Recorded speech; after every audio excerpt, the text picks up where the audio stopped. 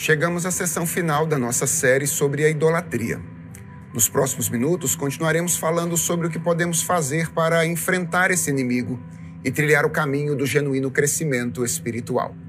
A primeira coisa que devemos saber é que o sucesso no combate à idolatria começa com uma vida em torno do Evangelho. Nós costumamos pensar que apenas as pessoas que não conhecem ao Senhor precisam dele, mas este é um grande equívoco. Nós, crentes, continuamos precisando do Evangelho, dentre outras coisas, para vencer a idolatria. Porque enfrentar este pecado significa estar exposto a dois riscos. O primeiro é o de pensarmos menos de nós mesmos e ficarmos desestimulados e abatidos. E o segundo, o de pensarmos mais de nós mesmos e cedermos ao orgulho que nos coloca nas mãos dos ídolos. Uma vida centrada no Evangelho nos livra desses riscos, porque o Evangelho nos relembra ao mesmo tempo de que somos pecadores e de que fomos amados com amor intenso e real, provado na cruz do Calvário. Vivendo em torno do Evangelho, precisamos em seguida ser constantes e responsáveis no uso dos meios de graça. Vencer a idolatria não é algo que podemos fazer sem a graça de Deus. E Deus costuma nos comunicar a sua graça através de certos instrumentos ordinários que Ele mesmo destinou a isso. A Bíblia, a oração, a vida comunitária. Quanto mais constante e responsável for a nossa relação com esses instrumentos, maior é a possibilidade de obtermos sucesso ao enfrentar a idolatria. E já que falamos de vida comunitária, há duas coisas relacionadas a ela que devemos fazer para vencer este pecado. A primeira é levar a sério o culto, a reunião do povo de Deus. Na maioria das vezes, nós pensamos nessa reunião como uma iniciativa nossa, um movimento de baixo para cima, uma espécie de apresentação para uma pessoa só, na qual Deus é o público e nós somos os atores que procuram agradá-lo. Esse pensamento, porém, não está certo. Antes de ser algo que nós fazemos, o culto é algo que Deus faz, com a finalidade de reorientar o nosso coração. Ao longo da semana, nós vivemos imersos em diferentes ambientes da vida comum, ambientes familiares, acadêmicos, profissionais, econômicos, políticos, sociais, onde nós somos submetidos a rotinas que, pouco a pouco, modelam a nossa identidade e capturam o nosso coração. Então, Deus exige que separemos um dia, quando Ele nos insere em uma rotina baseada no Evangelho. É o que nós chamamos de liturgia, para nos relembrar quem de fato somos, seres feitos para a adoração. Ali naquele evento que nós chamamos de culto, corações que estão diariamente envolvidos em rotinas seculares e sujeitos ao risco de serem cativados pelo discurso que elas imprimem em um mundo decaído, são reorientados pelo Senhor através do seu precioso discurso. A segunda atitude relacionada à vida comunitária é o cultivo de relacionamentos redentivos. Eu me refiro a ter amigos verdadeiros, interessados em nossa vida espiritual, com quem compartilhamos a vida cristã. Na maioria das vezes, os nossos comprometimentos idólatras são mais facilmente percebidos pelas pessoas que estão ao nosso redor do que por nós mesmos. E no meio da batalha, pessoas sábias com quem podemos nos aconselhar e que podem se tornar companheiros de prestação de contas são daquelas coisas cujo benefício é muito difícil de mensurar.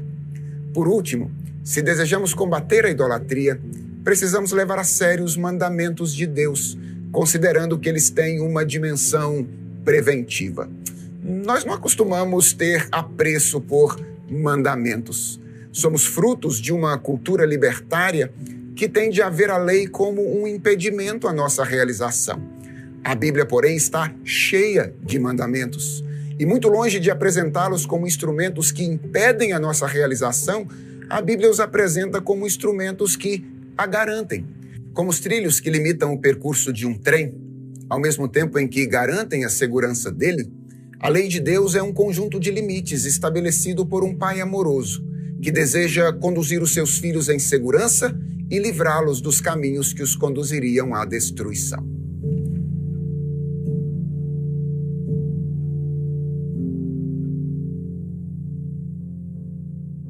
Quando nós enxergamos os mandamentos de Deus nessa perspectiva, nós percebemos como alguns deles são úteis em virtude da sua dimensão preventiva. Um dos propósitos de Deus ao entregar-nos os seus mandamentos é evitar que o nosso coração seja enredado pelo pecado, que é essencialmente idolatria. É o que acontece, por exemplo, no caso dos mandamentos relativos à liberalidade financeira e à assistência aos necessitados. Você já perguntou por que Deus exige de nós atitudes como essas? É porque elas são meios de adoração, que nos lembram de que tudo pertence a Deus, ao mesmo tempo em que nos vacinam contra a avareza. Algo semelhante acontece no caso do quarto mandamento, aquele que é relativo à guarda do dia do Senhor. Você já se perguntou por que Deus exige que separássemos um dia em 7 para dedicação exclusiva a Ele? Ele não precisa do nosso tempo e, em última instância, nem precisa da nossa adoração. O dia do Senhor existe por nossa causa, para lembrar-nos de que nós dependemos dele, para obrigar-nos a tirar os olhos desse mundo e os voltarmos para a eternidade, de onde nós derivamos o nosso senso de sentido e a razão da nossa existência. Se queremos combater a idolatria, devemos levar mais a sério os mandamentos de Deus, percebendo, dentre outras coisas, a sua natureza preventiva. Eu não poderia me despedir de uma série como essa sem dizer que o conhecimento por si só não é suficiente. Como vimos durante este tempo de estudos, a idolatria é um pecado pervertedor, capaz de se alimentar das maiores dádivas que Deus concede aos homens. O conhecimento é um dom precioso e, por isso, ele pode se tornar um ídolo poderoso também. E quando isso acontece, ele deixa de ser um instrumento para o nosso crescimento espiritual e se torna um empecilho para ele.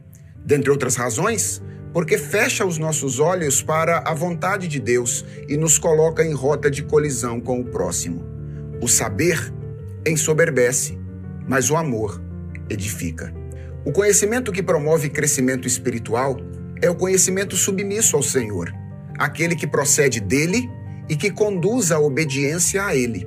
A minha expectativa é que este tenha sido o tipo de conhecimento adquirido por você ao longo desta série. Que você tenha ouvido a voz do Senhor e tenha se sentido estimulado a moldar suas ideias e ações àquilo que aprendeu dele. Afinal, a verdadeira vitória contra a idolatria brota não apenas de uma mente informada, mas de um coração transformado e completamente rendido àquele que é o único soberano e digno da nossa adoração. Que rendição constante seja a marca da sua caminhada cristã daqui em diante.